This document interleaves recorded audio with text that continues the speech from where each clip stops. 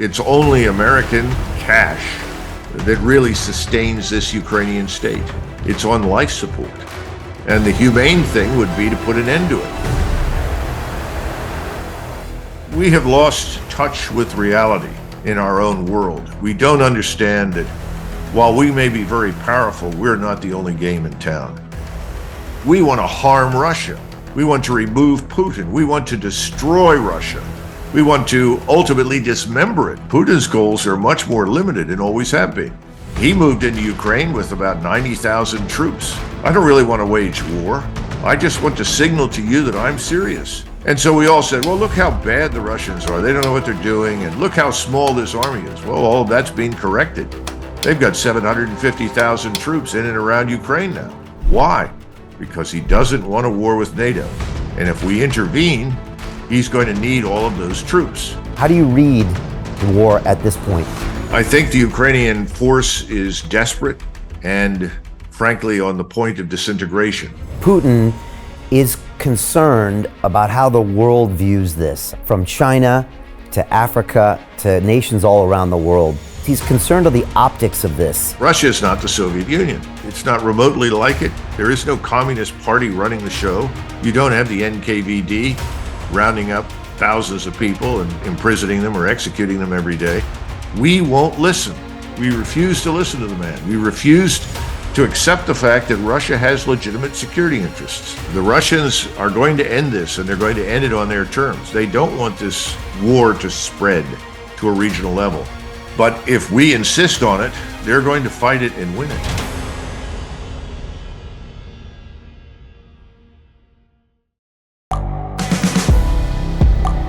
The world is changing. Inspiration is everywhere.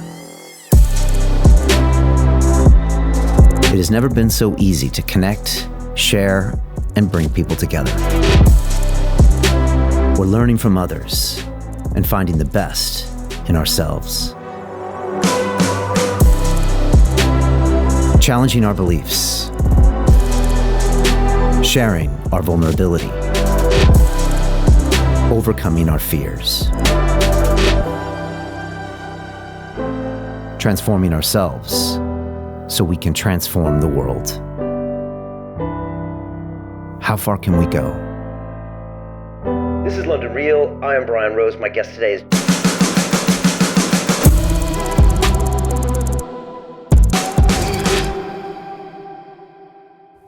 This is London Real. I am Brian Rose. My guest today is Colonel Douglas Macgregor, the decorated combat veteran, author, and foreign policy expert. You are widely considered for your leadership during the Gulf War, where you orchestrated an offensive strike that destroyed 70 Iraqi armored vehicles in 23 minutes with no casualties, in what was the largest tank battle since World War II. You retired from the military in 2004 after 28 years of service and became a commentator on CNN, the BBC, and Fox News, where you regularly appeared on the Tucker Carlson Show. In 2020, Donald Trump appointed you as senior advisor to the Secretary of Defense, and you have written 5 books on military transformation. Regarding the war, you have said that Ukraine cannot win and that Russia is now more powerful and unified than ever. You also believe that President Zelensky is getting desperate and that supplying cruise missiles to Ukraine that can strike Russia is a quote-unquote invitation to disaster, one that could result in World War III. Colonel Macgregor, welcome back to London Real. Thanks. If I could just make one quick correction. We had 6 casualties in 1991, 1 dead and 5 wounded, and we lost a Bradley fighting vehicle. So there is no cheap victory. Everything costs something. And the fighting actually lasted for several hours. It was just the initial breakthrough that you described. Anyway, just so people understand that. Yeah, no, I appreciate those details, and they are important. I guess I wanted to start off with what we saw a few weeks ago with the Wagner Group and the quote-unquote coup that happened over this 48-hour period. We were trying to get news. There were Twitter spaces involved. There were things coming off on Telegram. And I got to tell you, Colonel, I was watching it, and I just didn't trust anything I was seeing or hearing. But at the same time, obviously, something was happening. And I'm really curious on how you monitored it in real time, what you were thinking in real time, and did your conclusions change 24 hours or even 48 hours after that? Well, first, we have an old expression in the Army about battlefields or anything, frankly. The first report is always wrong. So whatever you hear quickly is usually inaccurate. I think the second part is that you're dealing with someone who is probably Russia's answer to reality TV in the United States. Prigozhin is an interesting character. He's entertaining. But it was not a coup. It was not an uprising. It was not a rebellion. And it was funny to watch all of the usual suspects in the West, the retired army generals in the U.S. and Britain and elsewhere. This is the end. Putin is finally going to be removed. It's all nonsense. This thing was never aimed at Putin in that sense.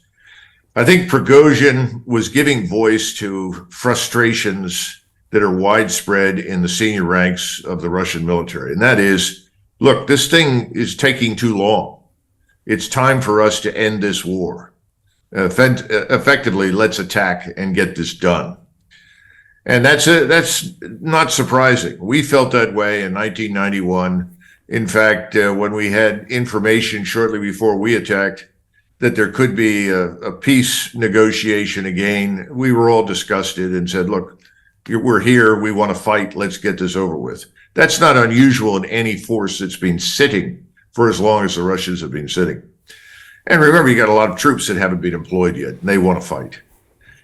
But I think Prigozhin's other agenda was to save the Wagner Group. And the Wagner Group is, remember, it's something more like the French Foreign Legion than anything else. We keep calling them mercenaries in an effort to diminish them or denigrate them. They're not mercenaries. It's really much more like the French Foreign Legion. And the French Foreign Legion is sworn to defend the French national state. Same thing is true for Wagner. They absolutely are devoted to Russia and committed to it. And he did not want to see it dismembered and abandoned. Well, ultimately, he kind of lost that battle because out of the sort of 25,000 or so, only 8,000 remain that have been moved or will shortly be moved to Belarus. They were last in Luhansk. He bloviated as soon as it became clear that this was being mistaken for something else. And we have a lot of evidence to suggest that the Air Force commander who committed attack helicopters against his small contingent of 3,000 or 4,000 did so on his own initiative, that was not ordered by Putin. But as soon as that happened, he said, look, this is not what we came for. And I think he was trying to make a point that he doesn't like the Minister of Defense, which is fine. But he really, really, really dislikes General Gerasimov, who is chief of the general staff, who's now currently the theater commander. Well, that happens in war, and I'm sure he's not alone, as I've said. But beyond that, there was nothing much more to it. And I think we will see Wagner again in a different form operating out of Belarus. Has the group itself disbanded? Is it still there? What is the status of that elite? About 2/3 of it was offered the opportunity to sign contracts with the Russian army, and they've done so. The other 8,000, as I said, are getting ready to move up to Belarus as soon as the facilities to house them are finished. And Prigozhin has gone in and out of Moscow and back to St. Petersburg. Now, what happens with him at this point, whether or not he'll show up again, who knows? But he's certainly not the traitor that people thought he was initially. That wasn't his intent. He's enormously popular in Russia, as is the Wagner Group. I mean, these people are seen as heroes and was considerable justification for the fighting that they've done in places like Bakhmut. But the Russian population itself wants this war to be fought and won. They're sick of this long wait. But that has much to do with Vladimir Putin's view of things in the West and his desire to avoid a larger war with NATO and the United States. And so what is the state of the union of this war? We're in July now. I guess there's not a huge window of actual fighting in this type of territory because of the winter and then the muds, etc. But where are we right now? Because, again, I referenced in the intro the possibility of cruise missiles being offered. We saw some of these old weapons being supplied by the U.S. But what kind of is the state right now? How do you read the war at this point? Well, let's look at the Russian side first. The Russians are actually attacking up in the northeastern corner of this long line of defense that is sort of shaped like a banana in southern Ukraine. And they've made a lot of progress, aiming in the direction, generally speaking, of Liman in eastern Ukraine, but really towards Slavyansk. And those are road networks that would lead Russian forces on the offensive to go all the way to Kharkov very quickly, and actually to strike even further west and north towards Kharkov, or to swing around behind the Ukrainian forces that are down south. Those forces came out of the Beograd area. There's always been a tank army down there, along with a lot of other Russian forces that have yet to really be employed. And this offensive is being very successful right now. At the same time, the Ukrainians in small numbers, all up and down the line, have continued to launch attacks, all with no success at all, catastrophic losses. So the Russians are in good shape. They've taken some losses, but their losses are perhaps in the hundreds, maybe 1,000 wounded total. Nothing significant or severe that the Russians cannot absorb. The Ukrainian side's in a very different position.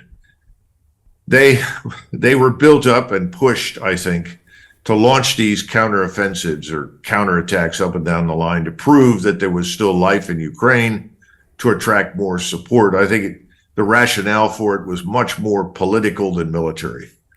And the losses they've sustained are horrific. The latest figures I've seen, somewhere is between 24 and 26,000 Ukrainian soldiers have died just within the last month as a result of these counterattacks. How many thousands of wounded have been added to the numbers that already exist, we don't know.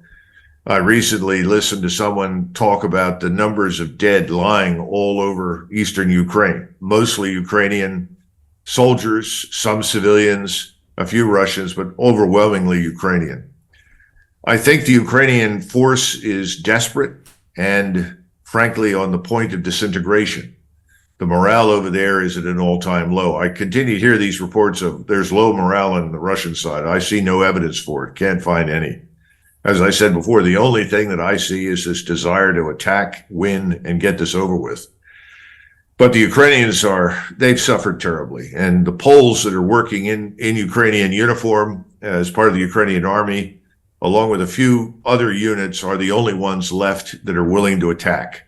Everyone else has said this is preposterous. They do not have the ability to punch through the security zone, which ranges from 15 to 25 kilometers in front of the main defensive belts. They've never reached the main defensive belts. And this is not a surprise. From the very beginning, people thought that you could build an army for high-end conventional warfare on the fly. It can't be done. Armies take years to develop, to build. Their culture has to evolve. They have to have an officer corps that evolves into a professional force. They need institutions that support the training, the equipping, and the organization. None of these things were in place. Now throwing new pieces of equipment, whether they're obsolete or relatively modern. The Storm Shadow missiles, I think is what it's called from the British. Those are very effective, and some of them have penetrated, though others have been shot down. But on the other hand, we've just announced that we're purchasing Hawk anti-aircraft missiles from Taiwan and shipping them to Ukraine. Well, I guess the threat to Taiwan isn't nearly as great as we thought it was. So now we're taking equipment that we've already sold to the Taiwanese. They're selling it back to us, shipping it to Ukraine. It's not going to make any difference. It's obsolete anyway.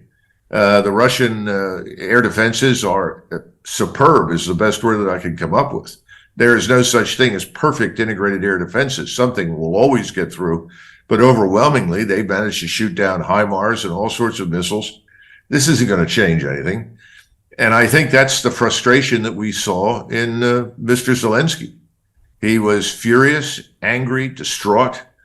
He thought that he was going to be embraced, that we were going to extend the nuclear umbrella per se to him by making him part of NATO.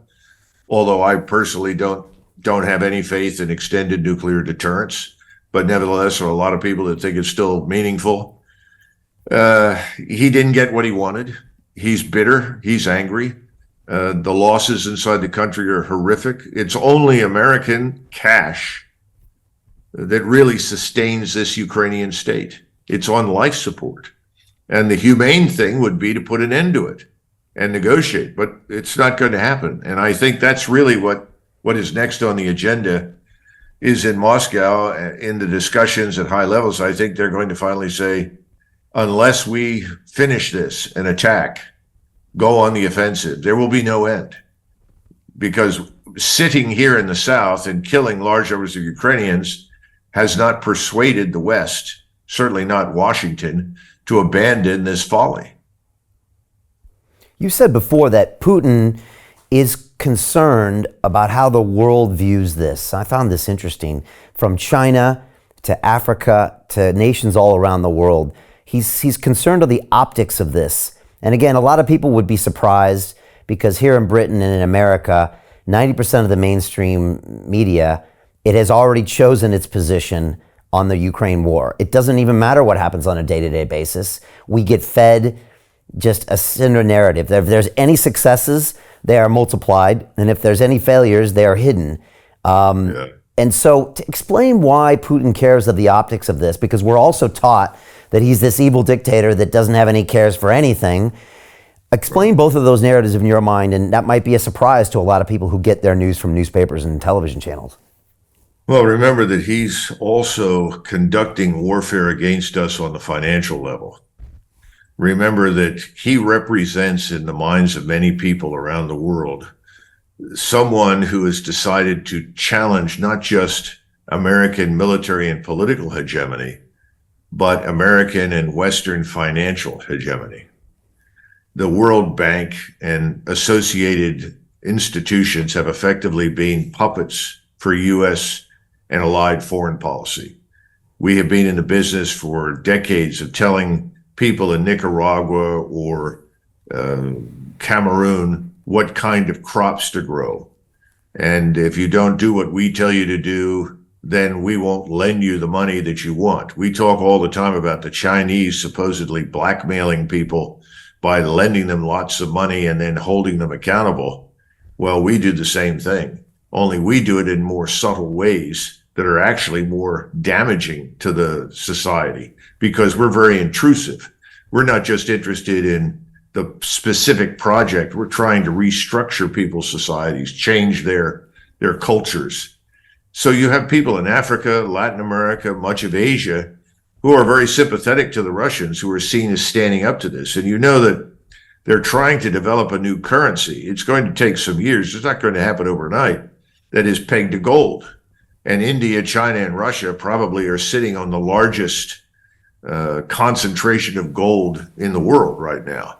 And a lot of us are beginning to wonder how much gold we've actually got under the streets in New York, London, and Fort Knox. We'll have to find out at some point. But the bottom line is, this is a new era that is coming, and they've already got 40 plus nations willing to join this new currency. India, China, and Russia, of course, are at the center of this, at the core of it. And this is seen as a rebellion against our financial dominance that has been so, I would say, from their standpoint, certainly destructive in so many ways for so long. So that's part of it. The second part of it is he has given very, very specific orders to the Russian army in terms of how he wants them to behave. And if you're looking for a model, you've got to go back to Tsarist Russia, because the Tsar and the Tsarist forces, whatever they were, however imperfect they were a club of humanitarians compared to the evil Bolsheviks that replaced them. He has done everything he can to divorce the behavior and the attitudes and the culture of today's Russia from the Soviet Union and that evil past. I mean, he's not interested in slaughtering Ukrainians. He's been opposed to that from the very beginning. And he's always kept his eye on the ball in terms of, I want to live with everyone when this is over. And I think he's adopted Charles de Gaulle's position, which is Americans don't live in Europe. Britain is an island, and we're Europeans. And I think his assumption is that London and New York City and Washington will eventually give up and go away. He wants to get along with everybody else. He doesn't really need us. And see, this is the other problem that we never thought through very carefully. No one sat down. And we try to do this in the military. We don't succeed very much on the strategic level, but we try to ask the question of, What is the purpose of our operation? How are we going to do it? And what do we want things to look like when it's over? That's an important question. We didn't do that this time. We just said, we want to harm Russia. We want to remove Putin. We want to destroy Russia. We want to ultimately dismember it. If you read the things that people are saying, and strip it of resources. What are Putin's goals? Putin's goals are much more limited and always have been. He moved into Ukraine with about 90,000 troops. There were another 100,000 outside of it. But as far as going into Ukraine itself with 90,000, we were all shocked. I was one of them. What is he doing? I didn't understand what his point was. Well, his point was, I don't really want to wage war. I just want to signal to you that I'm serious. We're not going to tolerate this platform for the projection of dangerous military power against my country. It's not going to happen. We won't tolerate it. And so we all said, well, look how bad the Russians are. They don't know what they're doing. And look how small this army is. Well, all of that's being corrected. They've got 750,000 troops in and around Ukraine now. Most of them are outside of Ukraine, over 300,000 sitting in strategic reserve, ready to launch. Why? Because he doesn't want a war with NATO. And if we intervene, he's going to need all of those troops. So he's been holding back and holding back and holding back in the hopes that someone would sober up, wise up, and negotiate. Well, it's not going to happen. He found that out the hard way in the summer, which is why you got the large military buildup. I think he's discovering it again. And this is unfortunate because I think things are changing in Europe faster than they are changing here because, let's be frank, most Americans could care less what happens in Ukraine. They don't even know where it is, half of them. But for you, not so much perhaps the British, but certainly for the Europeans, this is next door. This is quite close. And once you move past the Poles and Lithuanians, there isn't much stomach among the Europeans for a major war with Russia for the simple reason that they don't see the need for it. So eventually, I think we're going to see governments change. I think Macron will be gone. I think Schultz will be gone. That will certainly help. And the real question is what happens in Britain, the other leading power on the in NATO. And I suspect that may change too, especially if you look at your bond market. We don't want to talk about that right now, but nevertheless, that's a real danger, I think, to the current British government. So I think he's betting that the Europeans will sober up faster than we will. We're just going to continue to throw coal on the fire, just keep it going on the assumption that somehow or another this benefits us. It doesn't benefit us in any way, shape, or form, but that's the attitude in Washington. And no one is going to stand up and say, by the way, we didn't do our jobs. There was no purpose, method, end state thinking. There is no strategy. We don't know what to do. We can't do much anymore. We're just going to continue to shove obsolescent equipment at Ukrainians. Well, I mean, right now, the Biden White House has to continue on this. If anything, it maybe helps him to get a chance of re-election, but that's the only reason they're funding this. They can't walk it back, and so that's going to continue until the elections next year. You mentioned in a recent interview that you mentioned the fools in London, and you said that island could become a death trap for them. You also talked about how Boris Johnson was sent over, maybe from the Biden White House, to talk to the Zelenskys. Tell me about what we're doing here wrongly or rightly in London. Well, I don't remember saying death trap, but I may have. I think the British are on a very dangerous path. I mean, if you look at your own armed forces, I mean, it breaks my heart to look at the British Army. It's a shadow of its former self. And the British Army, even though it was always smaller than the U.S. and German armies, for instance, was usually regarded as a very professional and competent organization.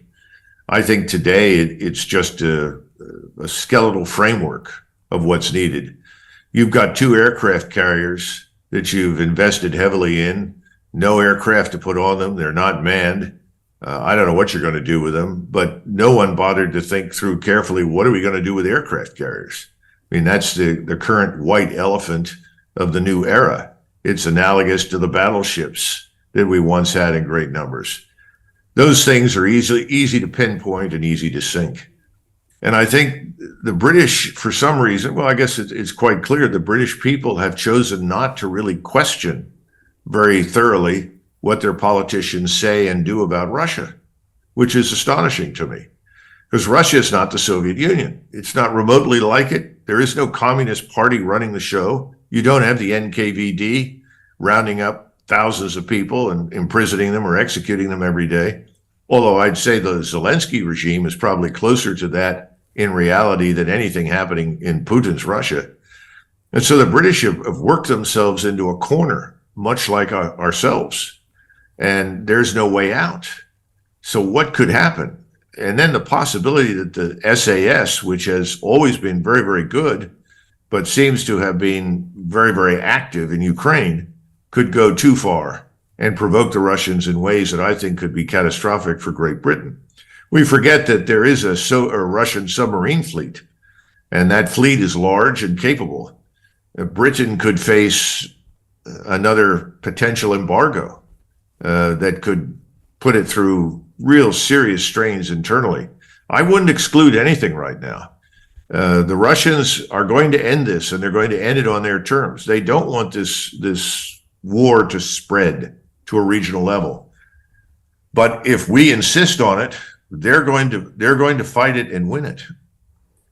What are we going to send to fight? This is the question all the time. Where's our ammunition? We don't have it anymore. We've given it up.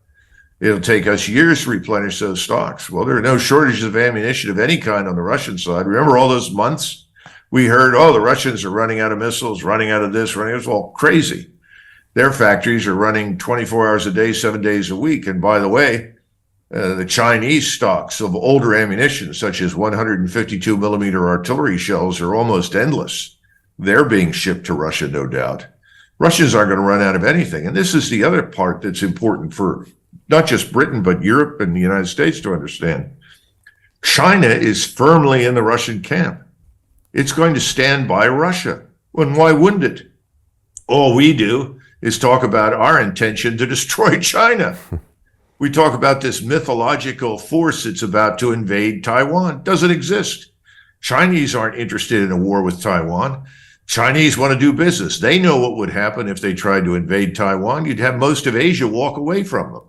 They're not interested in that. We're the ones that keep provoking it. We keep sending our forces through the Taiwan Straits. What would we do if the Russian fleet or the Chinese fleet decided to sail through the Caribbean between Florida and Cuba? We'd go crazy. People in this country would be furious. They'd want the Air Force to sink everything in sight. You know, we have lost touch with reality in our own world. We don't understand that while we may be very powerful, we're not the only game in town. And I think the British have encouraged this, unfortunately. I think Boris Johnson was not just acting as a proxy for Washington with Kiev. I think he was doing more than that. I think he was actively pushing the notion that, first of all, Mr. Zelensky, we will give you everything. You will have all that you will need, all the cash and all the support. You're going to win this war. Russia can't stand up to us. I think he believed it. Yeah, he's also a politician, and I think he just saw where the winds were blowing, and he knew he could use it as leverage to keep him in office a little bit longer. Yeah, it probably was a lot of that. You know, you talk about some of these darker end games, Colonel. You talk about maybe an embargo here in the UK. You've also talked about potentially Russia and China moving in to the cartels in Mexico and empowering them. And you said we could be looking at a scenario that like the Cuban Missile Crisis on steroids, where there's, you know, locations very close to America that are now being backed by all these foreign regimes. Can you talk about what you mean by that and how that would happen? Well, remember, the Ukrainians have already managed to resell, let us say, weapons from the United States, including Javelin missile systems and others, through the arms bazaars that are run out of places like Kosovo to various bad actors, if you will. And we've seen them now show up in Mexico. We've seen people walk around with Javelin missiles. The Mexican cartels, frankly, are better armed in most cases than the Mexican armed forces. This is not a good thing. The cartels, and we've seen this so many times in the past, where political forces and criminal elements, organized crime, come together in an alliance for temporary benefit. We saw the IRA work closely with various Islamist groups and actually find their way into the Caribbean as well. We have in Mexico right now, not only Hamas, we've also got Hezbollah down there, and a large and growing population of Muslim Arabs, many of whom are radicalized, not all of them by any means, but many. The drug cartels are in it for the money. Now, they don't really want to attack us, but if you offer them enough money and create the incentive, particularly in view of the fact that we are not defending our borders, we are allowing millions of people we don't know to walk into our country and then receive benefits that our own citizens don't get. It's not very difficult to believe that that's an open, gaping wound into which a great deal of salt can be poured quickly. We haven't even talked about Cuba and Venezuela, or perhaps other countries in Central America that are anti-American, hostile to us for a whole range of reasons, some of which, by the way, are legitimate if you go back far enough. But nevertheless, those are opportunities for the Russians to start multiple fronts that we have to deal with. We seem to have ignored that. And then, of course, you have our favorite friend in North Korea. North Korea has always been much closer to Moscow than to Beijing. To be frank with you, Xi in Beijing doesn't like North Korea. Most Chinese don't like North Koreans. They don't even like Koreans, but they certainly don't like North Koreans. It is seen as a destabilizing element. The Chinese would like to get rid of it. That's why there was an opportunity under Donald Trump before he left office to come to an arrangement to denuclearize North Korea with the goal ultimately of making the South, the Republic of Korea, the caretaker for the North. And the Chinese would be quite happy to do that. They do a land office business with South Korea. South Korea, Japan, China all do a land office business in Taiwan with the microcircuitry industry. I mean, Asia is a different place from where we live. Asians don't think like us. They're not interested in any major wars right now. Nobody wants one. But that doesn't mean that the arrival of new rocket bodies inside and new rocket engines inside North Korea would not spark a crisis. You know, whatever they have in North Korea has come from Russia when it comes to rocket technology, weapons technology. It hasn't come from China. You mentioned the borders. You know, I think presidential candidate Robert Kennedy down at the borders recently. And Colonel, I was shocked. I grew up on the border in San Diego. And back then, it was probably Mexicans coming over the border. Then later, we saw Central Americans coming over the border. I think when Kennedy was there, it was like a cornucopia of the United Nations, like Africans and Muslims and people from the Middle East. And I was shocked. I didn't realize that people were traveling to Mexico from all over the world just to get into America. What does that mean for the longer term breakdown of the U.S. and security and all of that? Well, let's look at it carefully. I've always liked a law that the Austrians passed years ago that said that until every Austrian who wants to work and can work, we will not admit anyone else to the country.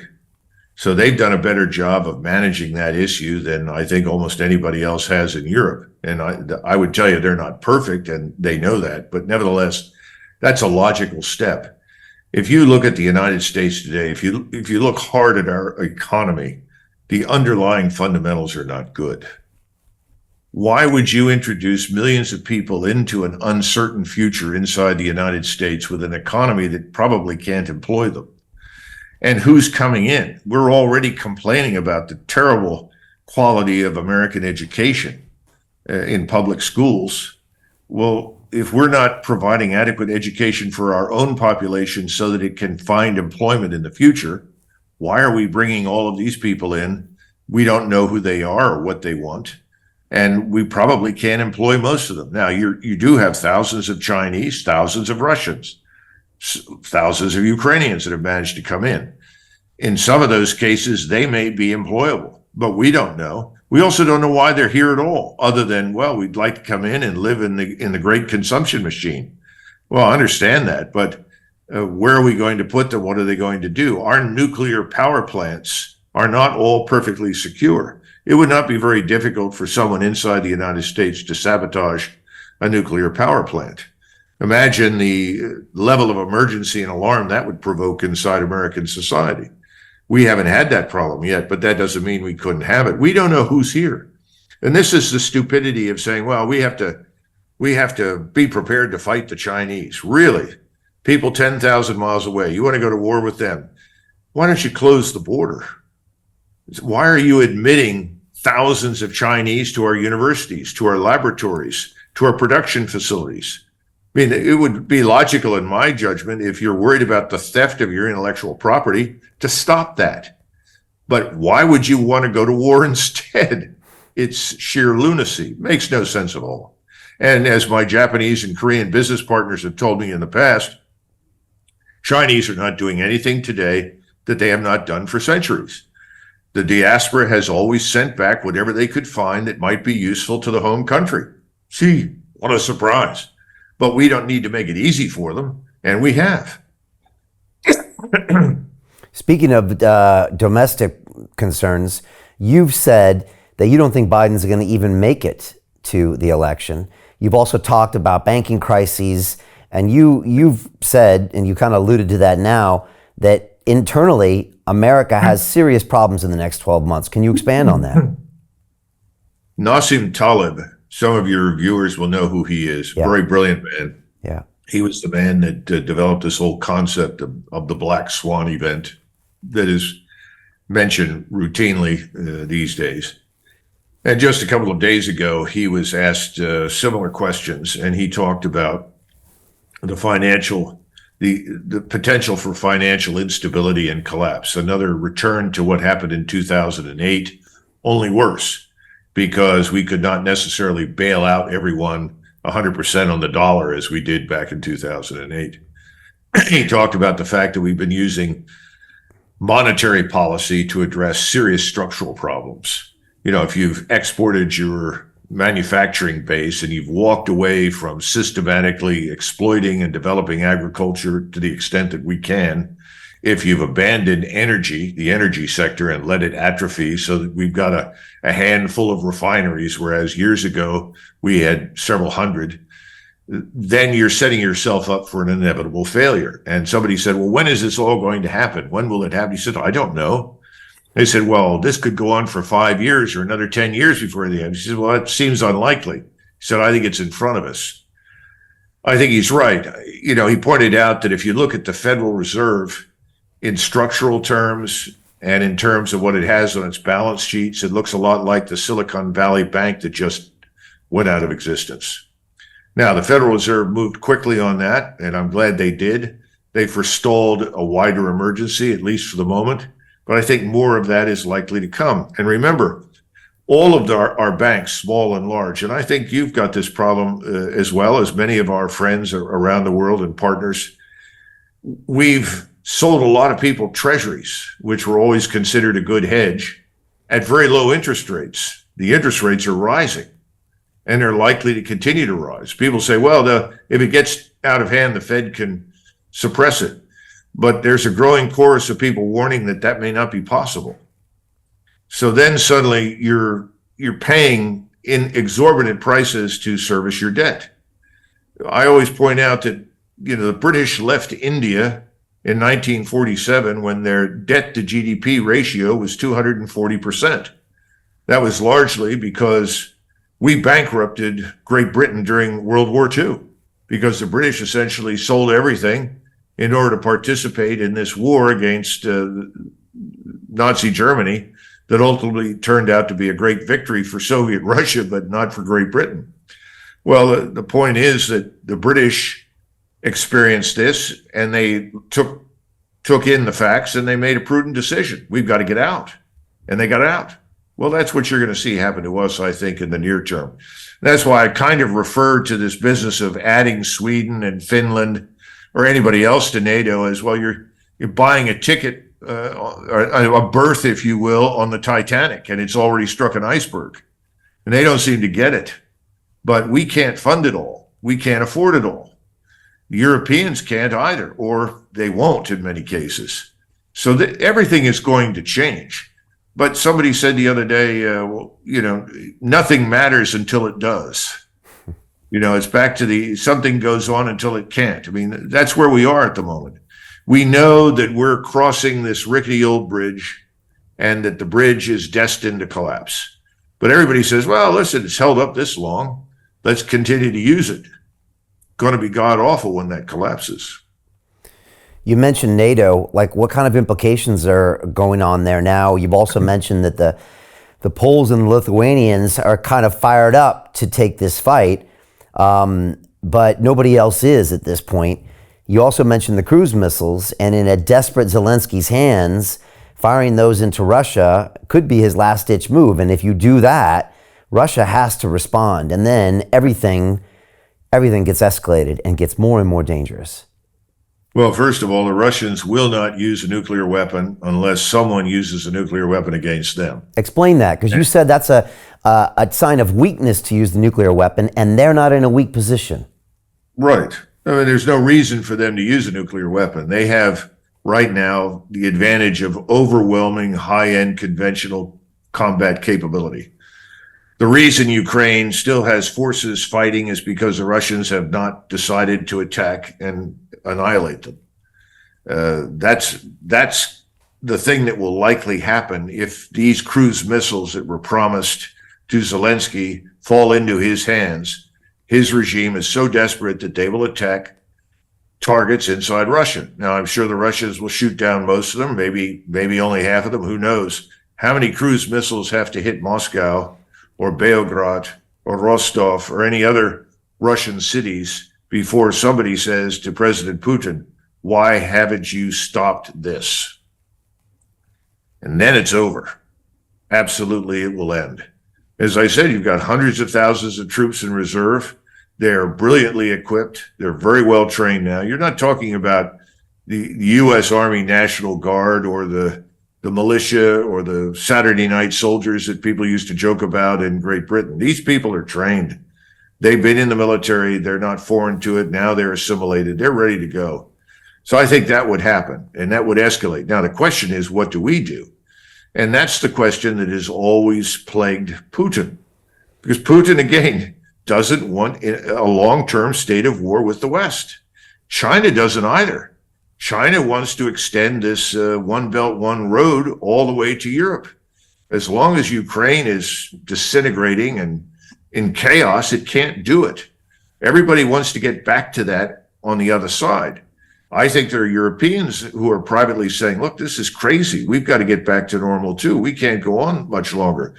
You know, you see demonstrations in Bulgaria, in Moldova, in Romania, all against this notion of war with Russia over Ukraine. It's not because they hate Ukrainians or love Ukrainians or hate Russians or love Russians. They want to get back to normal. They want this to be over. I think if I look at the polls right now, in Poland, I think it's roughly 52% have expressed a desire to avoid war with Russia. Now, I don't know where their government is because the government seems to be disconnected from that viewpoint. And you are right. The Poles and Lithuanians could field a force, I don't know what size it would be, that could conceivably intervene in Western Ukraine. And I've tried to tell them when they've asked me, I've had people call from Poland and say, what do you think will happen? And I said, well, even though your governments stand up and say, we're doing this on our own, this is not a NATO event, the Russians are going to say, this is a Trojan horse for NATO. These people are in NATO. And so, again, when the alliance expanded, there were voices inside NATO that said, you know, Eastern Europe is a different place. There are people there with agendas because the outcome of the war did not suit them. I mean, Poland and Lithuania used to be great powers. They controlled vast strips of territory. Romania lost territory. Hungary lost territory. To continue watching the rest of the episode for free, visit our website londonreal.tv or click the link in the description below.